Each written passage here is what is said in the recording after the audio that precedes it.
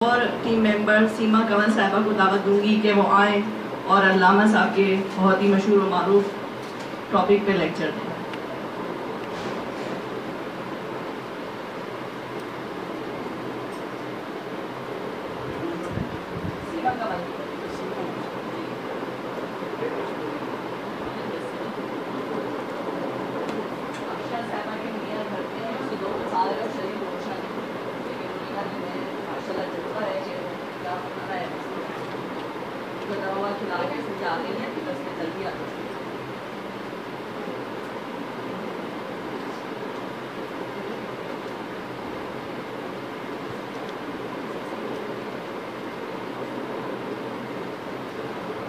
السلام علیکم ورحمۃ اللہ وبرکاتہ۔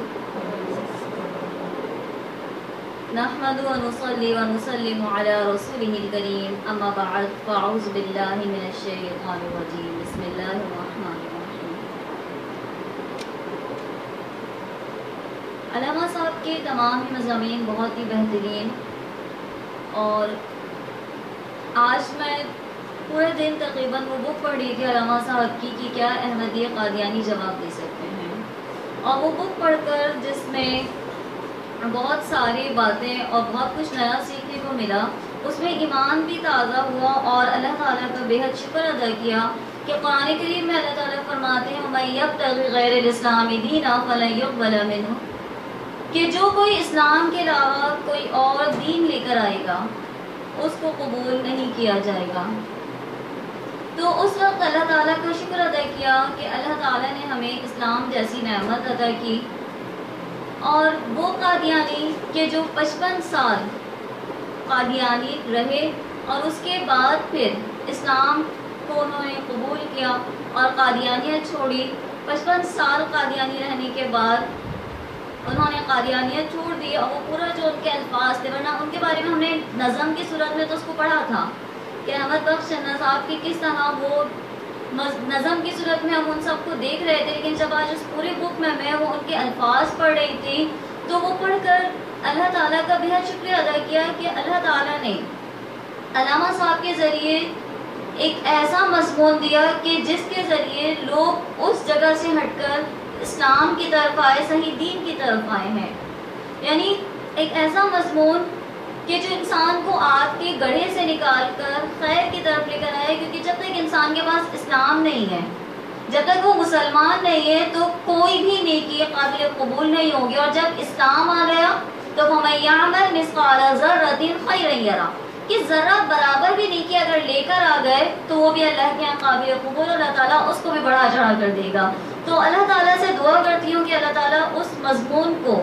ہمیں اسی طریقے سے آگے پہنچانے والا بنائے اور ہمیں وہ بہتر راستہ دکھانے والا بنائے، کیونکہ سب سے بہترین دولت، یعنی اللہ کے نبی کریم صلی اللہ علیہ وسلم نے فرمایا ہے کہ تم میں سے یعنی سب سے بہترین دولت 100 فوٹو سے بھی زیادہ، 100 فوٹو سے بھی زیادہ بہترین دولت اگر کوئی ہے تو وہ کسی کو بھلائی کا راستہ دکھا دینا ہے۔ تو اللہ سے دعا کرتے ہیں کہ اللہ تعالیٰ ہمیں اس مقصد میں کامیاب کرے۔ آج کا میرا مضمون ہے کہ ازواج مطہرات نے مباہلے کے میدان میں شرکت کیوں نہیں کی۔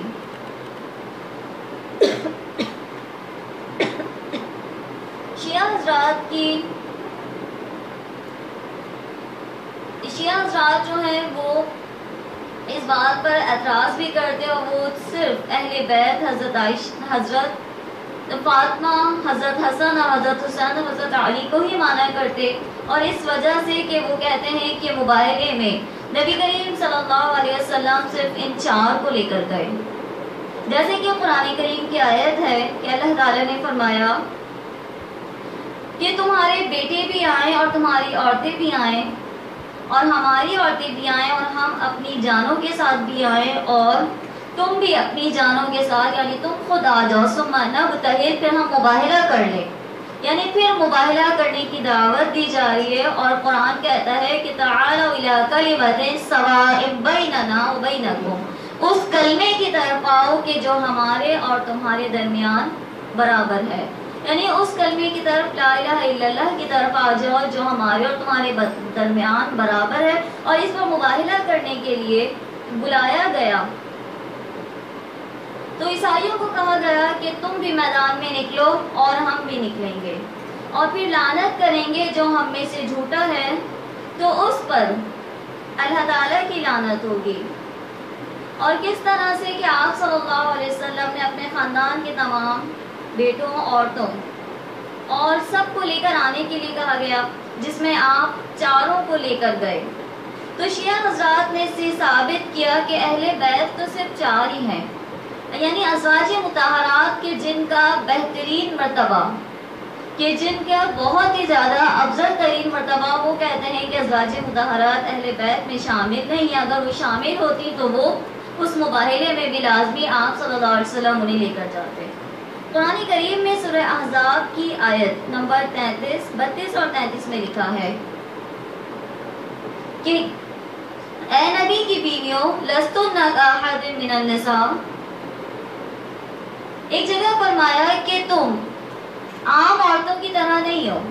یعنی تم اور تمام عام عورتوں کی طرح نہیں ہو، تم پرہیزگار رہنا چاہتی ہو تو کسی اجنبی شخص سے نرم لہجے میں بات نہ کرو، تاکہ وہ شخص جس کے دل میں کسی طرح کا مرض ہے کوئی امید نہ ہو جائے۔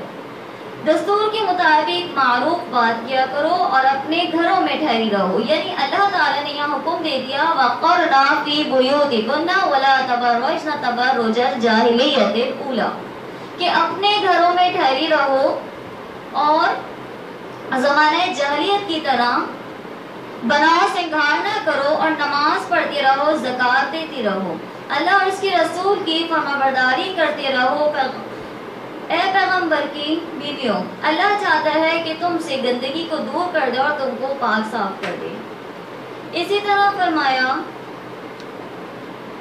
کہ تم عام عورتوں کی طرح نہیں ہو، یعنی اللہ تعالیٰ نے اتنا بلند ترین مقام دیا اور فرما دیا کہ تم عام عورتوں کی طرح نہیں ہو۔ پھر ایک اور جگہ 21ویں پارے کی آخری آیات میں اللہ تعالیٰ نے فرمایا کہ تم میں سے جو نیک عمل کریں گی اس کو دگنا اجر ملے گا، اور اگر غلط کریں گی تو انہیں دگنی سزا ہوگی۔ یعنی جو انسان جتنا رسپانسبل ہوتا ہے، جو جتنا بلند ہوتا ہے، اس کی ذمہ داریاں اتنی ہوتی ہیں۔ تو اللہ ازواج مطہرات جو تھی وہ امت کے لیے رول ماڈل تھی، امت کی عورتوں کے لیے ایک عملی نمونہ تھے۔ تو اس وجہ سے جب انہوں نے نان و نفقے کا سوال کیا تو اللہ تعالیٰ نے فوراً بتا دیا کہ اے نبی آپ انہیں کہہ دیجئے کہ آ جاؤ، اگر تم میرے ساتھ رہنا چاہتی ہو تو آسان طریقے سے رہو، اور اگر چاہتی ہو تو میں تمہیں، یعنی اللہ اور اس کے رسول کو چاہتی ہو تو میرے ساتھ آسان طریقے سے رہو، ورنہ میں تمہیں آسان طریقے سے رخصت کر دیتا ہوں۔ یعنی جب اللہ تعالیٰ نے امہات المومنین کو بہترین مقام اور بلند فضیلت عطا کی، پھر ایک اور فضیلت اللہ نے یہ بھی دی کہ آپ صلی اللہ علیہ وسلم کے بعد یہ کسی بھی شخص کے لیے جائز نہیں تھا کہ وہ آپ کی کسی بیوی سے نکاح کرتا، یعنی جس امت کی مائیں ہیں، اور وہ تمام مومنوں کی مائیں ہوئیں، آپ صلی اللہ علیہ وسلم کے بیٹوں کے لیے کوئی ایسا اصول نہیں، بیٹیوں کے لیے کوئی ایسا اصول نہیں تھا کہ ایک کے بعد دوسری شادی نہیں کرنی، لیکن امہات المومنین کے لیے اللہ تبارک و تعالیٰ نے ایک خاص اصول مقرر کر دیا کہ آپ کے بعد بھی وہ کسی سے دوبارہ نکاح نہیں کر سکتی۔ حضرت عائشہ رضی اللہ تعالیٰ عنہ شاید 18 سال کی عمر میں جب آپ صلی اللہ علیہ وسلم کا وصال ہوا تھا تو اس وقت 18 سال کی عمر تھی، لیکن اس کے بعد ایک طویل ٹائم انہوں نے گزارا لیکن نکاح نہیں کیا، کیونکہ حضرت عائشہ امہات المومنین میں سے تھیں اور وہ بلند ترین مقام و مرتبے پہ تھیں۔ تو قرآن مجید میں اللہ تعالیٰ نے ازواج مطہرات کی شان بیان کرتے ہوئے یہ تمام باتیں بتائیں، اور ساتھ میں یہ بھی ایک ان کے لیے خاص حکم بھی آیا کہ تمام صحابہ کرام کو یہ حکم دے دیا گیا کہ اگر تم ان سے کوئی سوال کرو تو پردے کے پیچھے سے سوال کرنا، یعنی اگر تم ان سے کچھ مانگو تو پردے کے پیچھے سے مانگنا۔ یعنی اس پردے کی وجہ سے بھی آپ صلی اللہ علیہ وسلم ان کو مباہلے کے میدان میں نہیں لے کر گئے۔ اور اسی طرح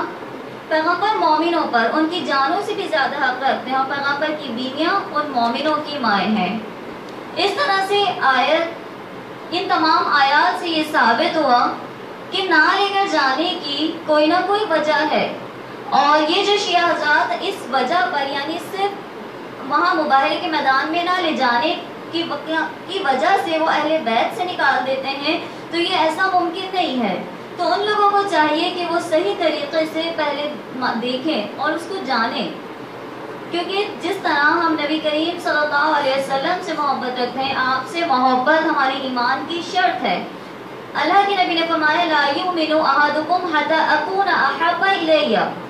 من نفسی و مالی، کہ کوئی انسان اس وقت تک مومن نہیں ہو سکتا کہ جو اپنی جان سے زیادہ، اپنے اہل و عیال سے زیادہ،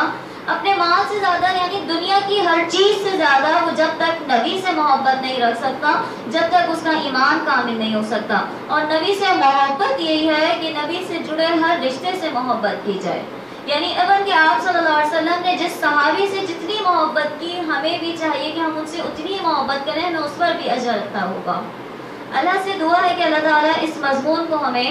آگے پہنچانے والا اور شیعہ حضرات تک پہنچانے والا بنائے، تاکہ وہ بھی اپنے اس بات کی اصلاح کر سکیں۔ وآخر دعوانا ان الحمد للہ رب العالمین۔